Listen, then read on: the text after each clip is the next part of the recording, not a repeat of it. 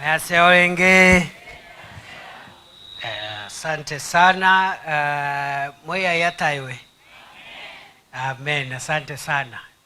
Mheshimiwa Gavana, Mheshimiwa Mbunge, Mheshimiwa MCAs wale wako hapa wakiongozwa na Deputy Speaker na MCA wa hapa,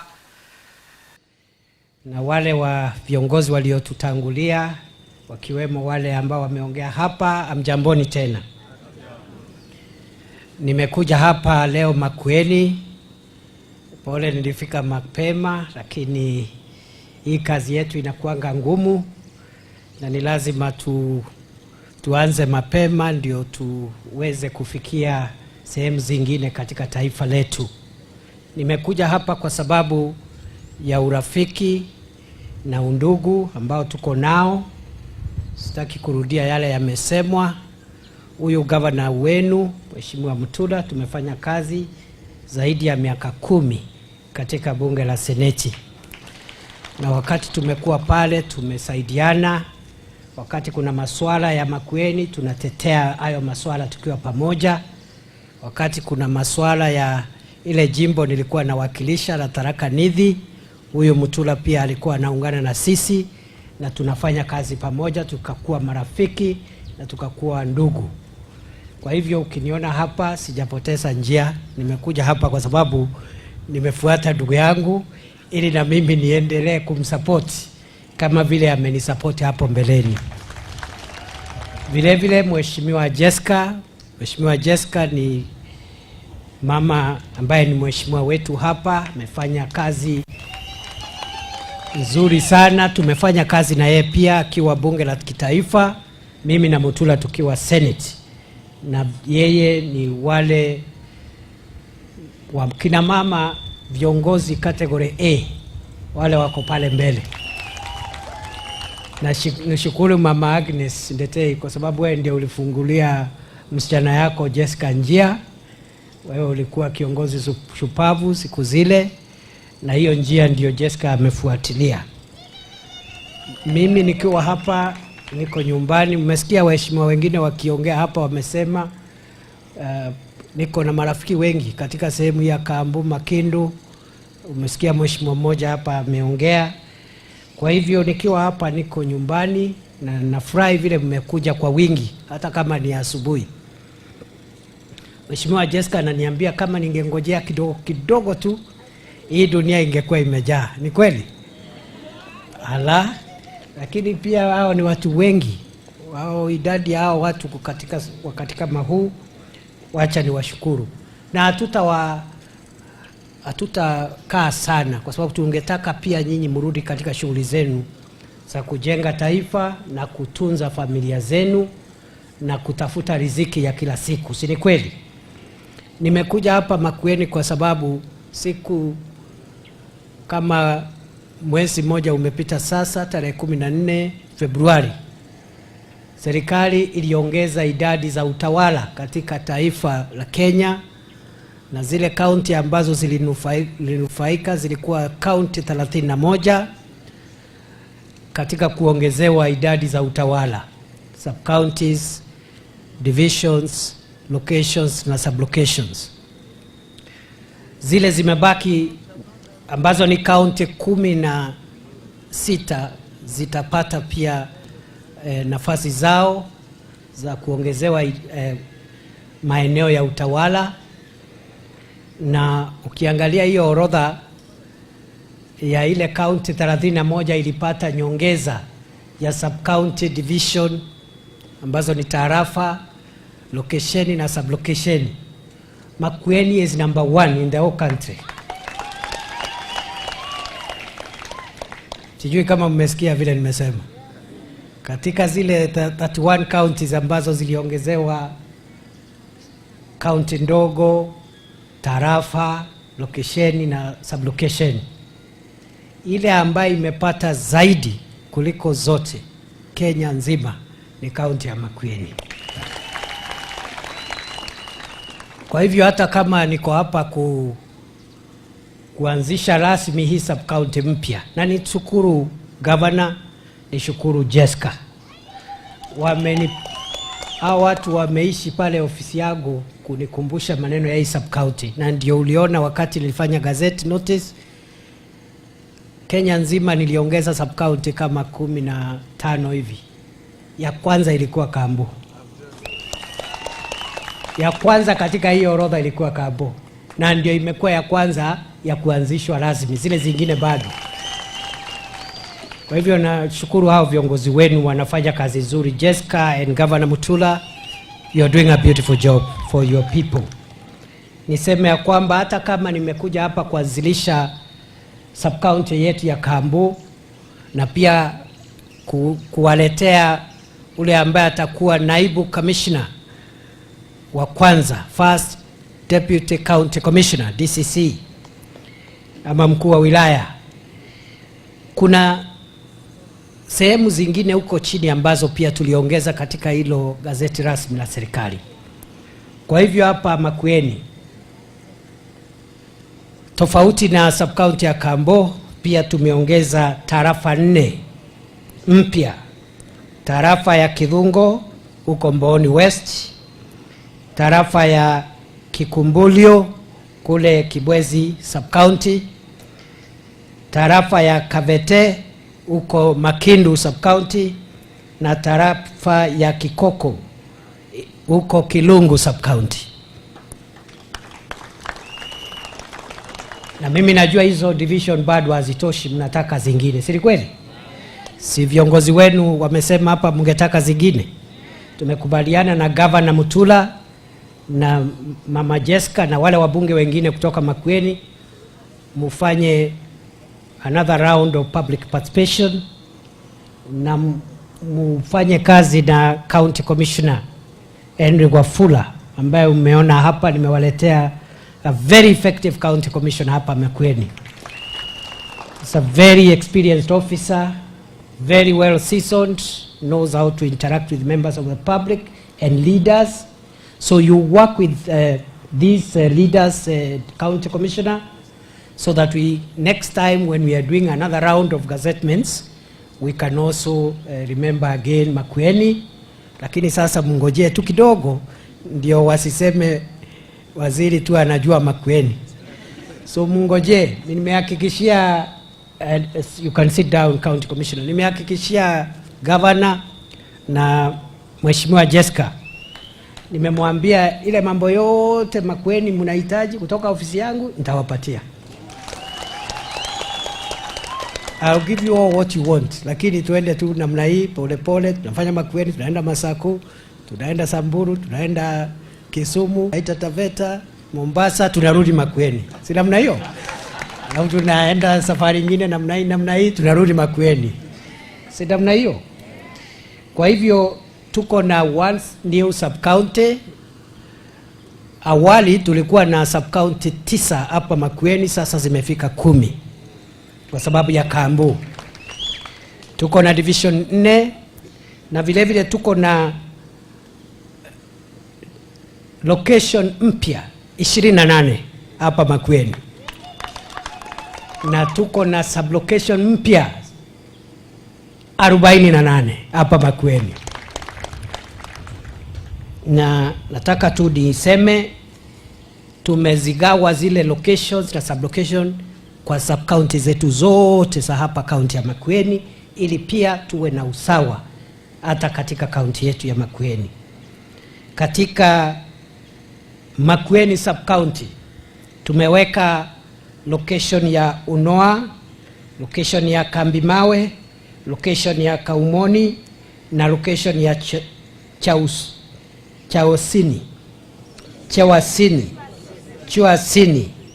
Hizo location 4, na vile vile kutakuwa na sublocation ya Township, sublocation ya Kasemei, sublocation ya East Ngesini na sublocation ya Chemole. Hiyo ni sub county ya Makueni. Sub county ya Kadhonzweni tumeweka location mpya inaitwa Katithi na ingine inaitwa Ekanga, na kutakuwa na sublocation mpya ya Ikasu Ikaso,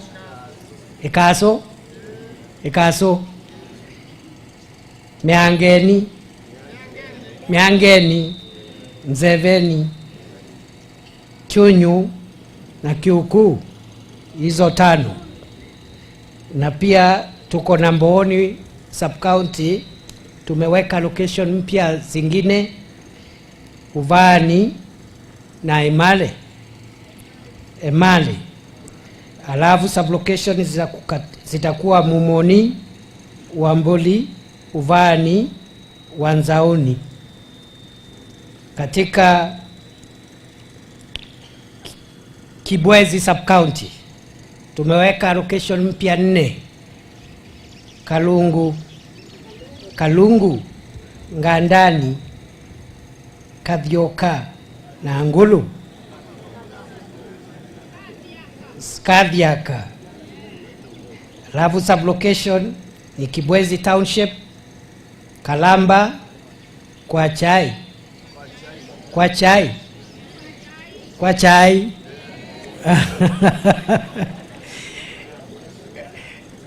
Kabla nitoke hapa leo mimi nitakuwa Mukamba Kivindio.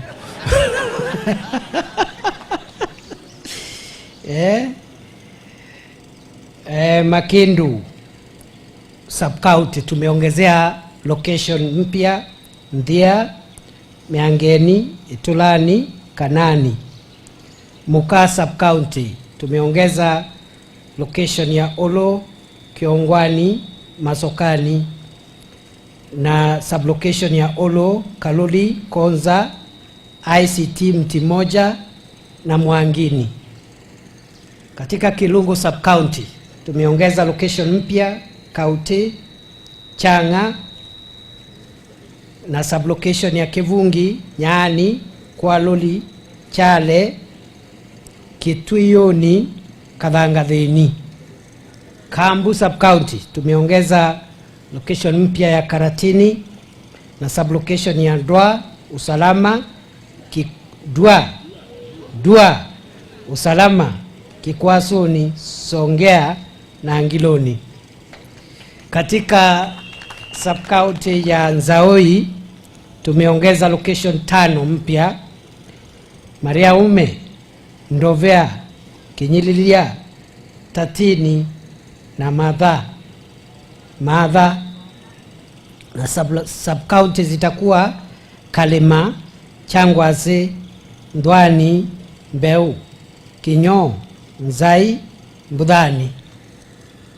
Katika Mbooni East ambaye ni ya mwisho katika orodha hii tumeongeza location mpya, Ngoni, Mudhwani, Miao, na sub-location zitakuwa Ndwambi, Iriani na Keteani. Kwa hivyo hizo zote location 28, sub-location 48, na bado tutaendelea.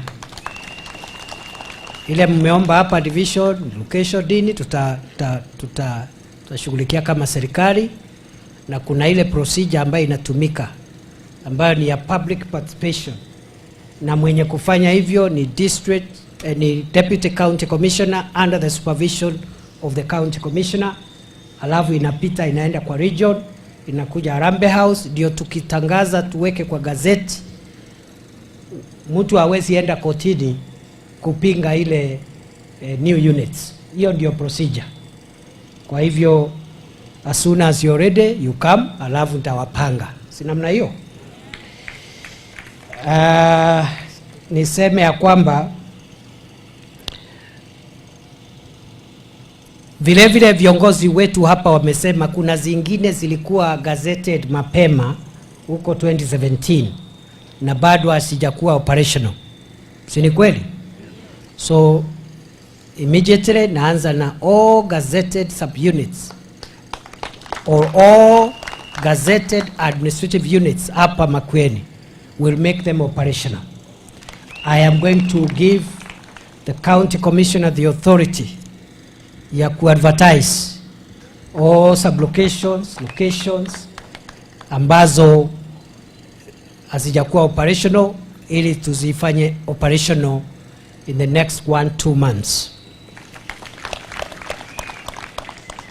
na vile vile locations divisions ambazo hazija kuwa operational. Mheshimiwa, lazima utusaidie kujengea ma ACC wetu maofisi na pesa ya CDF. Kwa mfano, huyo DCC nimeleta hapa ameevict ACC wangu, si amemwevict? So mtafutie ofisi. So tafuta pesa ya CDF uweke hapo, tuanze kujengea huyo ACC ambaye ametoa nafasi, ndio DCC akae hapa, na mimi nitakuongezea hiyo pesa ndio ofisi imalizike haraka. Vile vile hiyo ofisi lazima tuipanue. So nataka tuweke pesa hapa. Nitatoa shilingi milioni 3 ya kupanua hii ofisi. Vile vile kama vile viongozi wenu wamesema, okay mheshimiwa, kama wale viongozi wetu wengine wetu wamesema hapa, lazima pia kama serikali tulete maafisa wote ambao wanahitajika kufanya sub county ikuwe kamili. Kwa hivyo ule mama aliongea hapa alisema another 1 or 2 months tuwe na heads of department. 1 and 2 months are too many. Hiyo ni wakati mrefu sana. Unipatie wiki ngapi? Wiki ngapi? Nitaleta hapa whole heads of department, registrar persons ama ofisa wa kuandikishana vitambulisho. Naleta hapa in 2 weeks. Naleta vile vile registrar of births and deaths hapa within the next 2 weeks. Sawa sawa. Vile vile nitaleta hapa sub county director of education na TSC director of education na vile vile OCPD na wale viongozi wote, sipu commander na kila mtu ambaye anahitajika kuwa hapa. Nitawaletea vile vile afisa wa wilaya wa masuala ya vijana, youth officer. Nitawaletea vile vile ofisa wa akina mama hapa wa hii wilaya. Na nitawaletea pia afisa wa kushughulikia walemavu hapa katika hii wilaya. Si tukienda hivyo tunaenda vizuri? Si tukienda hivyo tuko sawa sawa? Mutula anafanya kazi ama hafanyi? Anafanya. Mutula anafanya kazi wakiwa na viongozi wengine na mama Jessica. Nimesikia pia senator wetu amekuja, atatusalamia baadaye. Huyo ni Daniel Manzo, ambaye ni senator wetu wa Makueni, ndugu yangu, wakili kama mimi. Tuko mawakili wengi, hata Mutula ni wakili. Jessica ndio alipoteza network kidogo wakati.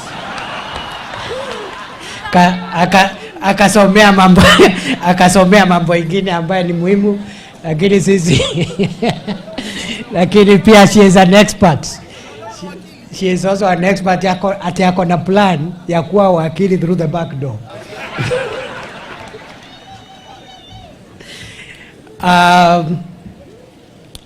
So kuna umuhimu nyingi sana kuongeza sub county hii.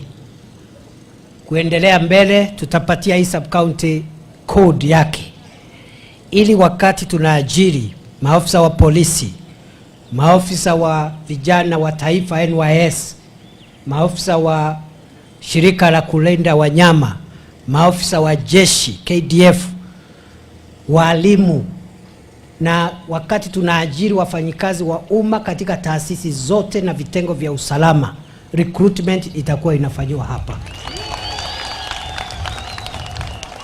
Kwa hivyo kule Kibwezi sub county watapata haki yao, kama ni 20 wanapata 20, Kambu inapata 20. Hapo mbeleni mlikuwa nyinyi nyote mnagawana ile 20, si ni kweli? Kutoka sasa wako na boma yao na nyinyi mko na boma yenu. Kwa hivyo serikali kuleta hii sub county hapa ni program ya serikali ya kuhakikisha mwananchi amesaidika mashinani. Ndio tunaita bottom up transformation, bottom up economic transformation. Kwa sababu wa vijana wengi wakipata kazi hapa mashinani, hiyo itakuwa faida kwa jamii yetu hapa. Kweli si kweli? Kweli si kweli? Kwa hivyo walimu, KWS, KDF, police service, kila mtu sasa recruitment tutakuwa tunafanyia hapa. Vile vile kazi zingine hapa za kufagia na kufyeka nyasi, sini wale wazee labda hawataweza kuandikwa jeshi ama polisi, wataandikwa kufyeka nyasi hapa na kumwagilia maua maji. Na hiyo pia ni faida kwa jamii hapa. Wafanyabiashara wetu hapa Kambo, lazima watumike kuleta yale mahitaji kidogo kidogo inahitajika hapa. Hatutaenda kutafuta wafanyabiashara kutoka mbali. Kama kuna ujenzi unafanyika hapa, kama hiyo 3 milioni imepeana ya kupanua hiyo ofisi, vijana wale watatumika wawe ni watoto wa hapa nyumbani. Ndio kila sehemu ijisikie kuna tofauti na kuna maana ya serikali kukuja karibu na wananchi. Kwa hivyo nataka vile vile niseme ya kwamba hapa Makueni, wakati tunaongeza machiefs na assistant chiefs, ACCs, DCCs, tungetaka sasa wenzangu tuimarishe usalama wa hapa tukishirikiana na viongozi na wananchi wa hapa. Sehemu hii ya Makueni ndio iko na urefu zaidi wa reli yetu ya kitaifa ya SGR. Kweli si kweli? Iko na zaidi ya kilomita 248, 248 kilometers, almost half of the SGR iko hapa Makueni. Lakini kuna wananchi ambao wameanza kuihujumu na kuiba ile chuma ndio waende wakauze wapate mali. Nataka mnisikize vizuri wananchi wenzangu, watu wa Makueni. Reli ni kitega uchumi cha taifa la Kenya, kwa sababu uchukuzi wa wananchi na bidhaa kutoka Mombasa kwenda barani sana sana inatumika hiyo reli.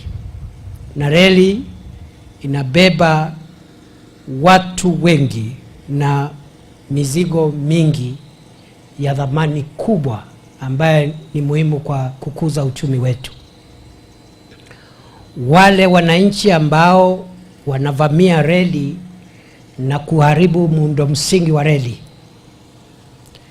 nataka ujue tendo hilo ni tendo la kigaidi, kwa sababu utaenda uchukue ile chuma kidogo pale, uchukue nut, uchukue bolt, uende upewe shilingi 300 na mtu wa scrap metal. Na wakati gari ile inapitia pale, kuna uwezekano kama ile sehemu imehujumiwa kukawa na ajali. Na hii ajali inaweza kuleta maafa ya watu wengi. Kwa hivyo tendo lile la kuhujumu reli na miundo msingi ambayo ni muhimu kwa taifa ni tendo la kigaidi, kwa sababu liko na uwezo wa kuumiza ama hata kuleta maafa ya halaiki. Those who are stealing scrap metal, vandalizing the railway to get a few shillings from scrap metal dealers, those who are engaged in that activity are enemies of Kenya, just like terrorists, because destroying the railway can lead to a fatal accident, and God forbid, because it is possible for us to lose people or high value goods because of the stupidity of stealing the metal to get a few coins. You must look for an economic activity to do like other Kenyans, like the rest of us. Leave the railway alone. Na hii reli tunailinda kama boni la jicho, kwa sababu ni umuhimu kwa uchumi na usalama wa taifa.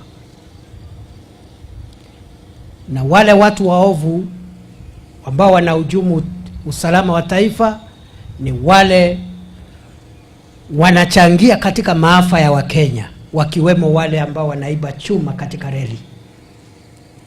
Tofauti ya hao na wale Al-Shabaab hamuna, wako kwa WhatsApp group moja.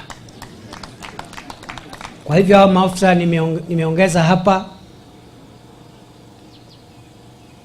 must support the railway police unit to make sure that our railway is free from vandalism, because we don't want to have mass accidents and we don't want evil people, including terrorists, to take advantage of that vandalism to cause deaths to the people of Kenya.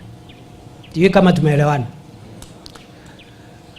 Na mimi nataka munielewe, wananchi na viongozi munielewe, nimeweka katika gazeti rasmi ya serikali sheria mpya ya kulinda reli na vile kulinda mabwawa ya maji ambayo yanatumika kupatia watu wengi maji.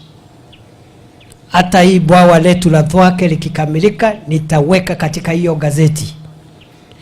Na sasa sheria ya reli, sheria ya mabawa yetu ya maji ambayo yanapatia wananchi wengi maji, kama Sasumwa Dam, kama Ndakaini Dam, kama Thwake Dam tunajenga hapa.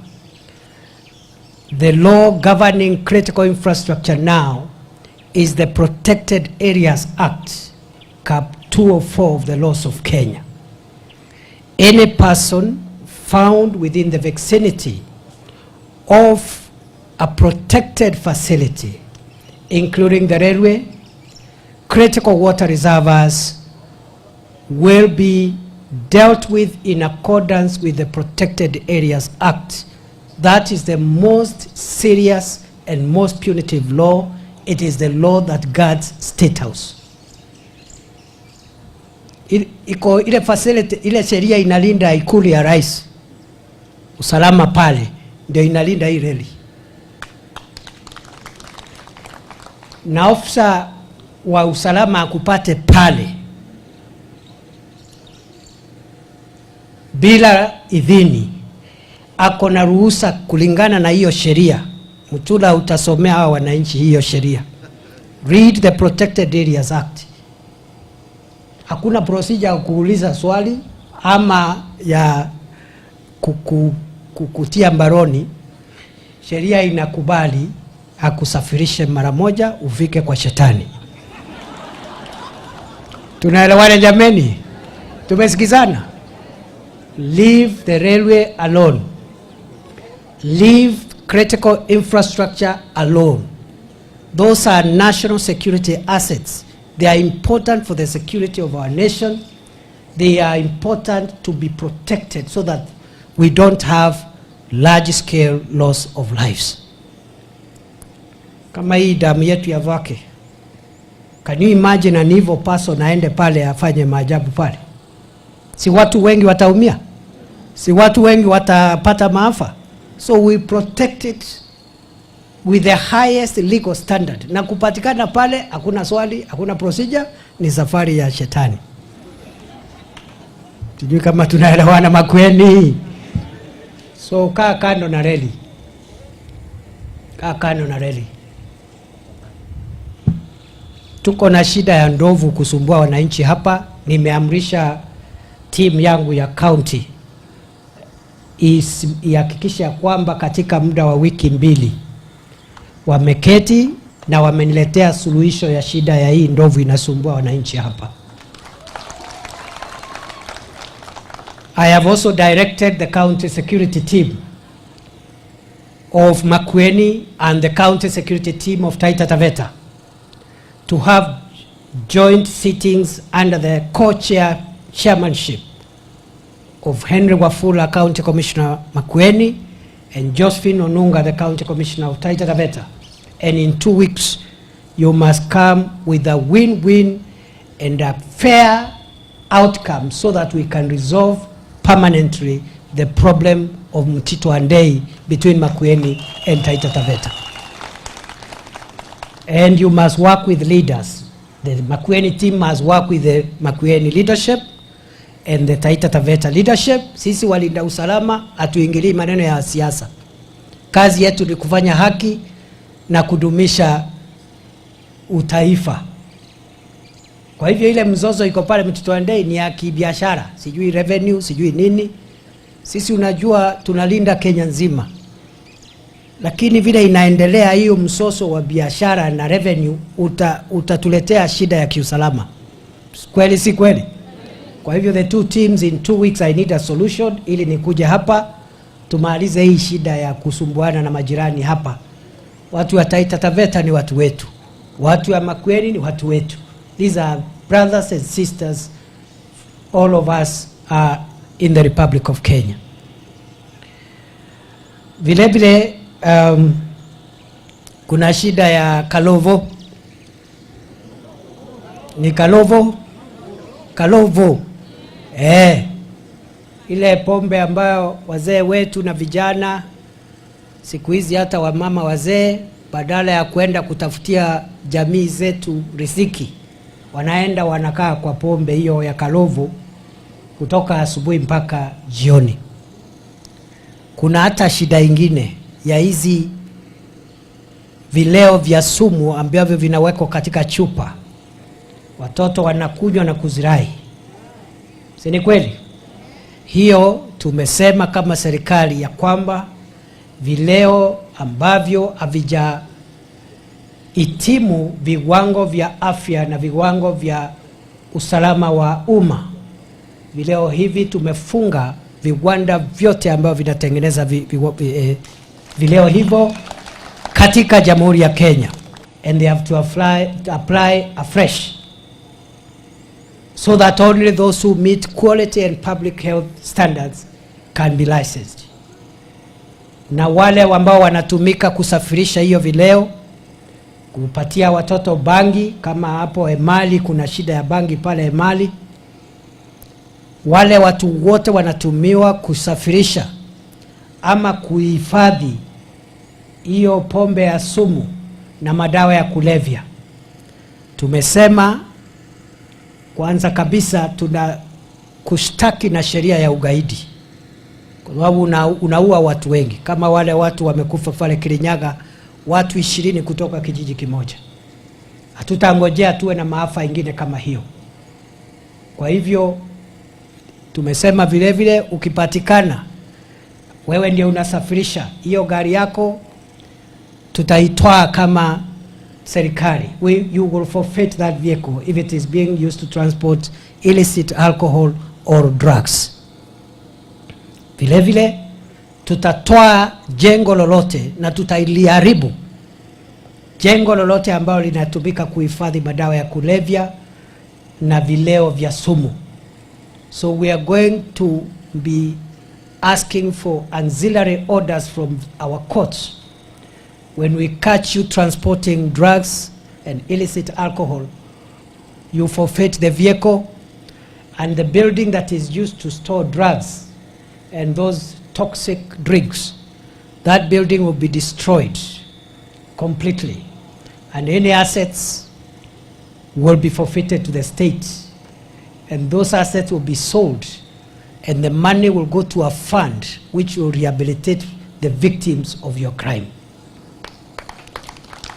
Sijui kama tumeelewana. Kwa hivyo timu ya security hapa Makueni, Wafula, kama ulipambana na wale bandits wa Samburu, hii mambo kuna bandits wengine hapa. Wale wanauza sumu na kuuza madawa ya kulevya. Pambana nao vile vile. Immediately. Sijui kama tunaelewana. Watu waende kanisani. Kuna dawa ingine. Mwende kanisani, watu watubu na kuwawa wastaarabu, wachunge familia zao. Acha kupotelea huko. Alafu natuambia uko na uhuru wa kufanya vile unataka. We can't allow you to commit suicide. Suicide is an offense under the criminal law of Kenya. Kama una habari, sheria imesema ya kwamba ni makosa ya kisheria kujiua. Ndio unaona tukikupata wakati unajaribu kujiua tunakushtaki. Sijui kama tunaelewana. sababu sheria imeturuhusu kukulazimisha kuishi. Okay? Paka mwenye alikupatia ile uhai achukue yeye mwenyewe. Wewe hukujipatia uhai, kwa hivyo hauna haki vile vile ya kuchukua uhai wako. Wewe ngoja, wait until your time comes. Siwe na speed, unaenda speed, unakimbia huko, unakunywa mabangi na mapombe ya sumu, unakimbia huko na ujui unaenda kukutana na nini huko. Si ungoje mwenye alikutuma duniani akuite wewe mwenyewe. Sisi kama tunaelewana. Baito ni twice wana? Very good. So vile vile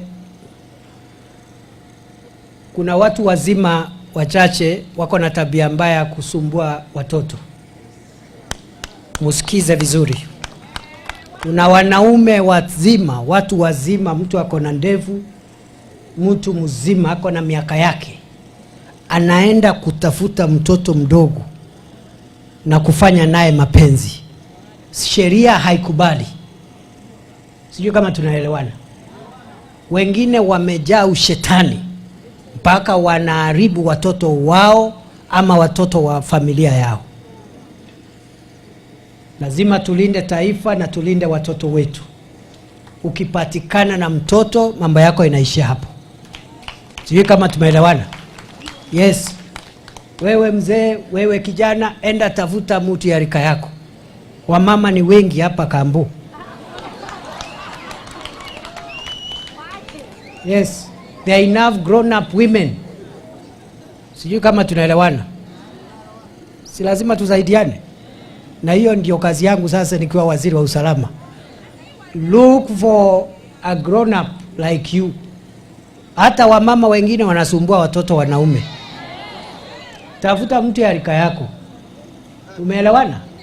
Mtu mzima ako na ID na hayuko shule. Sasa hiyo mpigane, mtongozane huko, muongee, mkubaliane, na hata hiyo isikuwe ya lazima. Kwa sababu pia ya lazima imekataliwa na sheria. Si namna hiyo. It must be consensual among adults and who are not related. My relatives, sheria imekataa. Sheria ya duniani na sheria ya Mwenyezi Mungu imekataa my relatives kuingiliana kwa hiyo maneno. Sijui kama tunaelewana. Wengine wamevuta bagi, wanaenda kutafuta wanyama wa porini na mifuko ya nyumbani pale, ng'ombe, mbwa, nini. Hiyo ni ushetani. That's how you destroy a nation. That's how you invite curses to the country. Tuwe waungwana. Kuna mambo ingine inafanyika ambaye ni maovu, hata shetani mwenyewe hawezi jaribu. Lakini wewe unajaribu. Ile mambo hata shetani mwenyewe amekataa, wewe mwenyewe. Ingine wanyama wamekataa, lakini wewe unafanya. Na ni hii kalovo na bangi na hiyo mkukana vitu vingine hapo, hilo mnachanganya. Jambo la mwisho, maafisa wa serikali lazima tuweke bidii zaidi. Katika sehemu nyingine nimeenda, sehemu nyingi katika taifa la Kenya, kuna malalamiko mengi kuhusu utendakazi wetu. Uwajibike ukiwa assistant chief, ukiwa chief, ACC, DCC, ukiwa police officer, ukiwa OCS, ukiwa AP commander, ukiwa county commissioner. Wajibika, ujue hiyo uniform na hiyo crown umevaa sio ya maridadi na sio ya kuumiza wananchi, ni ya kuhudumia wananchi. Hii nguvu tumepewa ya serikali ni ya kulinda wananchi, sana sana wasiojiweza. Msisaidie tu wale ambao wako na pesa kidogo ya kuhonga watu. Saidia wajane, mayatima, mtu ambaye ni maskini, ana hata shilingi ya kuhongana, akikuja kwako muhudumie kama yule Mkenya mwingine. Sijui kama tunaelewana. Kwa hivyo nikianza na mimi nikiwa waziri, kila mtu ambaye tunahudumu katika hii wizara lazima tuwajibike. We must be accountable to the public. Na mfanye kazi pia na viongozi ambao wamechaguliwa. Hao ndio wamepewa kura na wananchi. Don't ignore them, don't disrespect them. Work with them. Support their development programs. Lakini wasiwaingize katika mambo ya siasa vile vile. Mheshimiwa asikuambie wewe usiyeshika huyu mtu hakunipigia kura. Hakuna sheria inasema mtu asipokupigia kura ashikwe. Sisi tunatafutana na wahalifu. Na hatuna maneno ya siasa, watu ya kulinda usalama. We are fair to the country. Mtu akifanya makosa na ni wa UDA tunatia ndani. Akifanya makosa ni wa Wiper tunaweka ndani. Na msisuingize katika maneno ya siasa. Kazi yetu ni kulinda taifa letu la Kenya. Iwe taifa imara, taifa la kuheshimika, taifa la kufuatilia sheria, na taifa ambalo kila mwananchi yako na usemi na sauti katika masuala ya nchi yake. Tuwe kama tunaelewana. Tumesikizana. Kwa hivyo machief, mambo ya hongo tuwache. Usipowacha unajua chuma chako kiko motoni. Polisi the same. Na tumesema wale officers wa polisi ambao wameserve for 3 years in any station must start leaving if they have not left already. Na hiyo ni lazima. Hakuna hata officer mmoja ataepuka hiyo sera. No single officer will escape that policy. It's a national security policy to protect our country.